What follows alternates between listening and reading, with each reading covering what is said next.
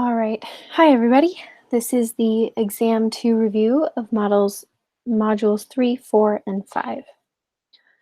So I just thought we'd start off with this sphenoid bone since that was a tricky one for me when I was in this class, and this has a lot of the foramen of the skull, which can be tricky. First one here that I'd like to point out is the foramen ovale. Sorry, this one's the foramen ovale. This is the rotundum, and this is the spinosum right here. So they go rotundum, ovale, spinosum, ROS. These here are the optic canals. The bigger structures of the sphenoid bone that give it kind of its recognizable shape, all of this here is the greater wing, which kind of gives it that butterfly shape. And then here at the top, the lesser wing. The medial pterygoid plates down here, these ones, and then the lateral pterygoid plates on the outside. Those ones are also visible from an inferior view. This one doesn't have a great example of the sella turcica, but it's right here, just this kind of like little saddle. I remember when I took this, it was called it turkey saddle because that's kind of what it sounds like. Here's just another view of the sphenoid bone with the whole skull right here. You'll see these little lines, these little sutures. So that's the greater wing and the lesser wing. Here we have the optic canals, the foramen rotundum, foramen ovale, and the foramen spinosum, and the sella turcica. And actually in this photo, we can see right here the foramen lacerum. This one also has a great picture of the hypoglossal canals, which are kind of in the foramen magnum here. Here's just another close-up picture of the rotundum, ovale, spinosum, and lacerum. Those are the four foramens that you'll need to remember. The optic canals up here, sella turcica, the jugular foramen, and again, the hypoglossal canal. I've got a couple questions about the mandible and just like some of the tricky terms here. There are a lot of terms to remember and some that sound similar to other structures of the body. So we'll start with the alveolar process, which is right here with the teeth. The angle of the mandible, I drew a little angle here. So just remember that this outside part is the angle of the mandible. It kind of forms an obtuse angle. And then we have the body of the mandible right over here. The condylar process, which is this neck right here, not the actual condyle, which is just this top part right here, but the condylar process.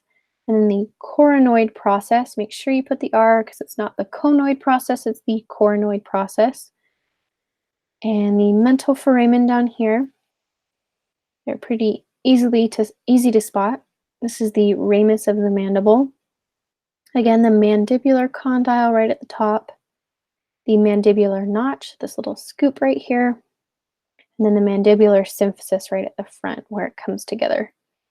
It's better viewed from the anterior angle though.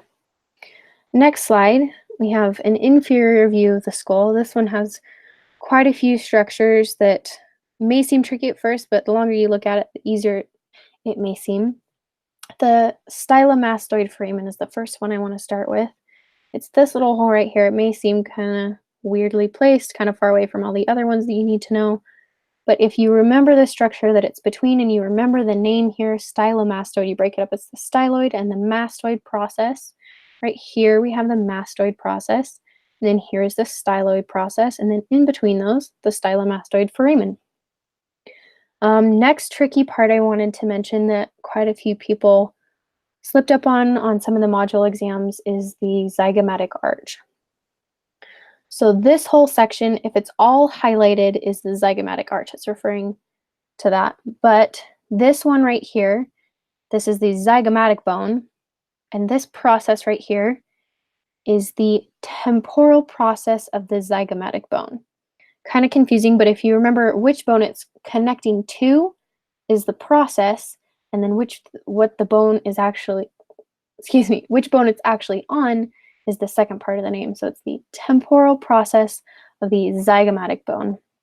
And then right here is, of course, the zygomatic process of the temporal bone, because this wall right here is the temporal bone.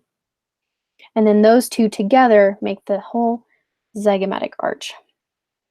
Let's see. Occipital condyles right here. Pretty easy to see right by the foramen magnum, the occipital condyles. Let's see, what am I missing?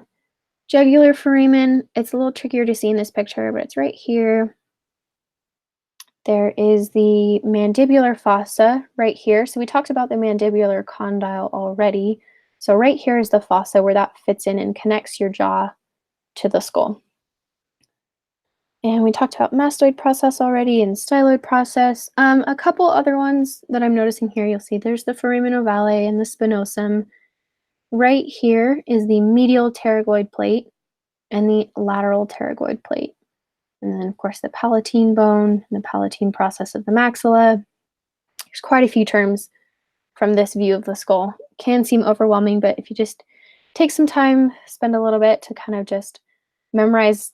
I like to do top to bottom for the holes, so I always list them in the same order so that I know which one comes first. There's the rotundum, ovale, spinosum, and then the stylomastoid down here. Here's a great picture of the carotid canal right here.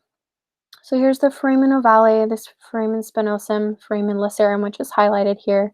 Of course, the sella turcica, and then right here, the carotid canal on both of these. This is pretty easy to see since it's all zoomed in. Of course, the foramen magnum right here, and again, the jugular foramen.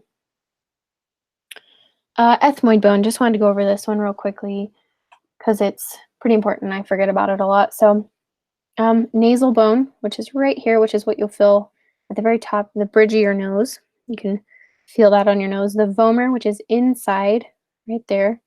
And the perpendicular plate of the ethmoid bone. It's important that you mention it's of the ethmoid bone, just to be, more specific.